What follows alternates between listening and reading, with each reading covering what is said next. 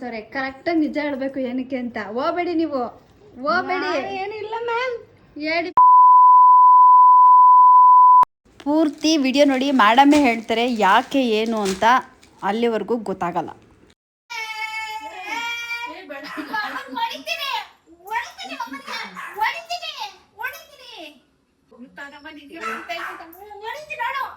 ಇವನು ಕಣ್ಣ ಆಪರೇಷನ್ ಮಾಡಿಸ್ಕೊಂಡಿರೋ ನೀವು.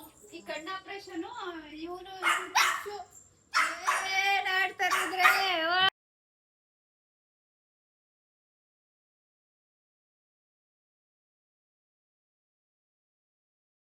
ಅವರಿಬ್ರು ಆಟ ಆಡಿಸ್ಬಿಟ್ಟು ಆಮೇಲೆ ಬ್ಲೌಸ್ನ ಹೋಗ್ಬಿಟ್ಟು ಈಸ್ಕೊಂಬಂದೆ. ನಮ್ಮ ಅಕ್ಕ ಒಬ್ಬರು 2 ಸೀರೆನ ತೊಗೊಂಡಿದ್ರು ಅವ್ರಿಗೆ, ಅವ್ರ ಮಗಳಿಗೆ. ಹಾಗಾಗಿ ಬ್ಲೌಸ್ನ ಈ ರೀತಿ ಅವರು ಸ್ಟಿಚ್ ಮಾಡಿಕೊಟ್ಟಿದ್ದಾರೆ. ತುಂಬ ಚೆನ್ನಾಗಿ ಸ್ಟಿಚ್ ಆಗಿದೆ. ಹಂಗಾಗಿ ಇವತ್ತು ಅಕ್ಕನಿಗೆ ಕೊರಿಯರ್ ಮಾಡಲೇಬೇಕಿತ್ತು. ಒಂದ್ಸಲ ನಿಮಗೂ ಕೂಡ ಈ ಸ್ಯಾರಿ ಬ್ಲೌಸ್ ಡಿಸೈನ್ ಹೆಂಗಿದೆ ಅಂತ ತೋರಿಸೋಣ ಅಂತ ವಿಡಿಯೋ ಮಾಡಿದೆ. ನಮ್ಮ ಅಕ್ಕ ಸೇಮ್ ನೀನು ಹೆಂಗೆ ಸ್ಟಿಚ್ ಮಾಡಿಸಿದೆ ಅದೇ ಥರ ಸೇಮ್ ಬೇಕು ಅಂದರು. ಸರಿ ಆಯಿತು ಓಕೆ ಅಂದ್ಬಿಟ್ಟು ಅದೇ ರೀತಿ ಅವರು ಸ್ಟಿಚ್ಚಿಂಗ್ಗೆ ಅವ್ರಿಗೆ ಹೇಳಿದರು.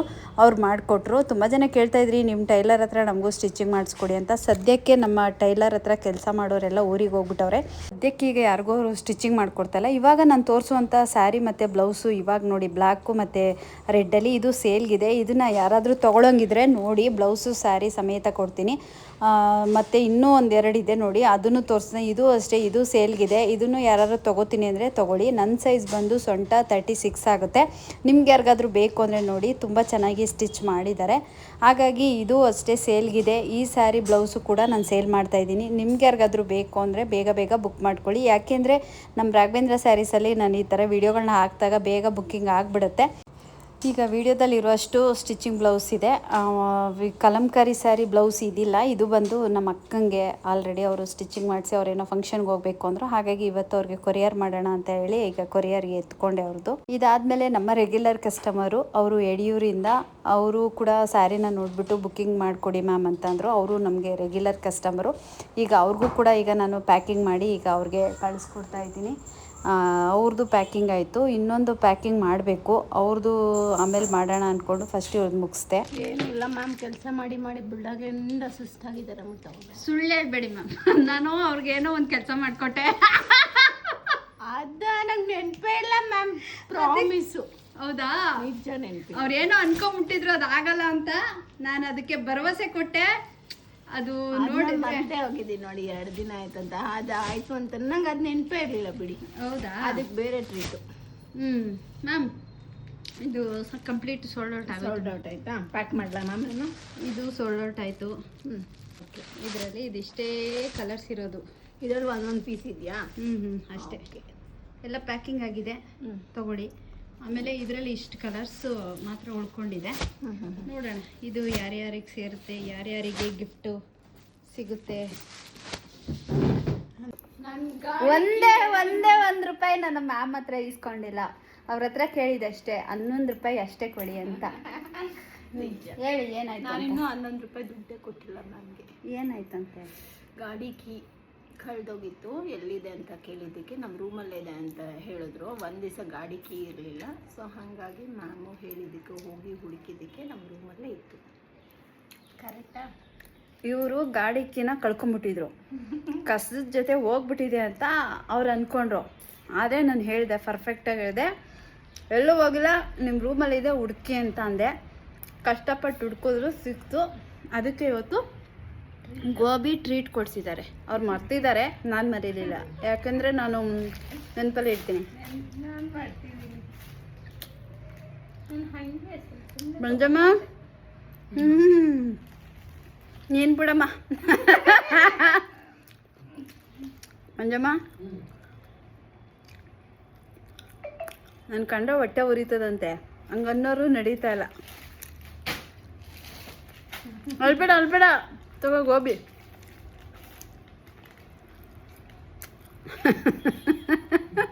₹350 ಸಾರಿ ₹650 ಚೇರ್ ತಂದ್ಕೊಟ್ಟಿದ್ದೀನಿ. ಹ್ಞೂ ಮಮ್ಮಿ, ₹1000. ಇನ್ನೊಂದು ಚೇರ್ ಬರ್ತಿದೆ.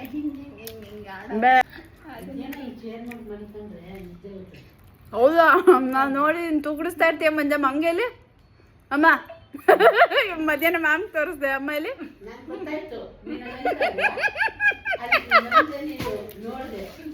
ಹೆಂಗೆ ಗೊತ್ತಾ ಮ್ಯಾಮ್? ನಾನೀಗ 5 ಗಂಟೆಗೆ ಹೇಳ್ತೀನಿ. 10 ಗಂಟೆಗೆ. ಅಯ್ಯೋ ಮಂಜಮ್ಮ ವಿಡಿಯೋ ಮಾಡ್ತಾವ ನಿಜ ಅನ್ಕೊಬಿಟ್ಟರು ನೀನೆ. ರಾತ್ರಿ 10 ಗಂಟೆ ನಮ್ಮಮ್ಮ ಹೇಳ್ತಾ ಇರೋದು.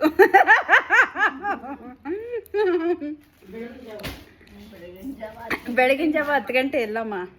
ಮ್ಯಾಮ್ 7 ಗಂಟೆಗೆ ಕೂಗಾಗ್ತಾ ಇರ್ತಾರೆ. ನಾವು ನಾಳೆ 6 ಗಂಟೆಗೆ ಎದ್ದು ಮನೆ ಕೆಲಸ ಎಲ್ಲ ಮುಗಿಸಿ ನಮ್ಮಮ್ಮಂಗೆ ಟಿಫನ್ ಮಾಡಿ ಕರೆದು ಟಿಫನು ಕಾಫಿ ಎಲ್ಲ ಕೊಡ್ತಾ ಇದ್ದೀನಿ. ನಮ್ಮಮ್ಮ 10 ಗಂಟೆಗೆ ಎದ್ದೇಳ್ತಾರೆ. ನಾನು 10 ಗಂಟೆಗೆ ಹೇಳ್ತೀನ. ನಾನು ನಿದ್ದೆನೇ ಕಮ್ಮಿ. ರಾತ್ರಿ 12 ಗಂಟೆಗೆ ಮಲ್ಕೊಳ್ತೀನಿ. ಯಾರು? ಮಮ್ಮಿ ಸುಮ್ಮನೆ ಇರು, ನನಗೂ ನಿನಗೂ ಜಗಳನೇ ಆಗ್ಬಿಡುತ್ತೆ ಇವಾಗ. ನೋಡು ನಾನು ಹಿಂಗೆ ಅಂದ್ಬಿಟ್ರೆ ನಮ್ಮಮ್ಮ ಒಂಟೆ ಹೋಯ್ತು. ನೀನು ಬೇಡ, ನಿನ್ನ ಸವಾಸನೂ ಬೇಡ ಕಣೆ. ನಮ್ಮ ಅಮ್ಮಂಗೆ ಏನಾರು ಅಂದ್ಬಿಟ್ರೆ ಕೈದಾಗಲ್ಲ ಅಂದ್ರೆ ಪರವಾಗಿಲ್ಲ, ಕೊಂಡ್ಕೊಂಡು ಹೊಂಟೋಯ್ತಾರೆ. ನಿಜ ತಾನೇ ಮಂಜಮ್ಮ? ಅವ್ರು ಯಾರ ಕೈಲೂ ಏನೋ ಅನ್ಸ್ಕೊಳ್ಳಲ್ಲ. ಕೈಯಲ್ಲಿ ಆಗಿಲ್ಲ ಅಂದ್ರೆ ಪರವಾಗಿಲ್ಲ, ಅನ್ಸ್ಕೊಳ್ಳೋದಿಲ್ಲ ಅಷ್ಟೇ. ನಾನು ಏನಾರು ಅಂದರೆ ಧರ್ಮಕ್ಕೆ ಸಾಕ್ತೀಯ, ಎತ್ತಿಲ್ಲ ನಿನ್ನ, ಎತ್ತಿ ಒತ್ತಿ ಸಾಕಿಲ್ಲ, ಸಾಕು ನನ್ನನ್ನು. ನೋಡಿ ನೋಡಿ ಇವರು ಯಾವ ಮಾತಿಗೆ ನಾನೇನಂತೀನಿ ನಿಂಗೆ?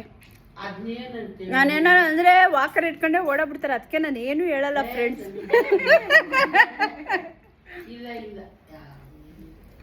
ನಿಮ್ಗೆ ಯಾರಿಗಾದ್ರೂ ನಮ್ಮಮ್ಮ ಬೇಕು ಅಂದರೆ ಕರ್ಕೊಂಡು ಹೋಗಿ ಕಳಿಸ್ಬಿಡ್ತೀನಿ. ಅವ್ರ ಜೊತೆ ನಮ್ಮ 2 ಮಕ್ಕಳು ಬರ್ತಾರೆ. ಹೋಯ್ತಮ್ಮ?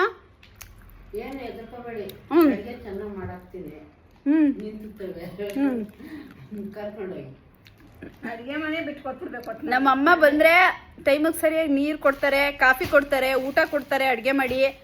ಆಮೇಲೆ ಇನ್ನೊಂದೇನಂದರೆ ಮೊಬೈಲ್ಗಳನ್ನ ನೀಟಾಗಿ ಚಾರ್ಜ್ಗೆ ಹಾಕ್ತಾರೆ. ಎಲ್ಲೆಲ್ಲ ಹುಡುಕಿ ಚಾರ್ಜ್ಗೆ ಹಾಕ್ತಾ ಇರ್ತಾರೆ. ನಮ್ಮಮ್ಮ ಬೇರೆಯವ್ರ ಥರ ಎಲ್ಲ ಕುತ್ಕೊಳ್ಳಲ್ಲ, ಕೆಲಸ ಮಾಡ್ತಾನೆ ಇರ್ತಾರೆ. ವಾಕರ್ ಇಟ್ಕೊಂಡು ಪರವಾಗಿಲ್ಲ, ಅಡುಗೆ ಮಾತ್ರ ರೆಡಿ ಮಾಡ್ತಾರೆ. ಅಡುಗೆ ಕಾಫಿ ಟೀ ನೀವು ಇಂಥದ್ದು ಮಾಡಬೇಕು ಅಂದರೆ ಅಂಥದ್ದು ಅಡುಗೆ ಮನೇಲಿ ಮಾಡಿರ್ತಾರೆ. ನೋಡಿ ಯಾರಿಗಾರು ಬೇಕು ಅಂದರೆ ನಮ್ಮಮ್ಮ ಕರ್ಕೊಂಡು ಹೋಗಿ 2 ದಿವಸ ನೋಡಿ, ನಿಮ್ಗೆ ಅಡ್ಜಸ್ಟ್ ಆದರೆ ಇಟ್ಕೊಳ್ಳಿ, ಇಲ್ಲ ಅಂದರೆ ಕಳಿಸ್ಬಿಡಿ.